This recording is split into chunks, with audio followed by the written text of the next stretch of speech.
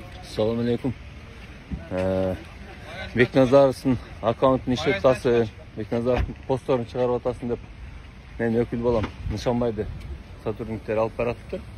Bir al жерде Beknazarov fake bolup жазган жок. Алимбек Beknazarov өзүнүн постун чыгарып атат. Өзү пост жасап атат.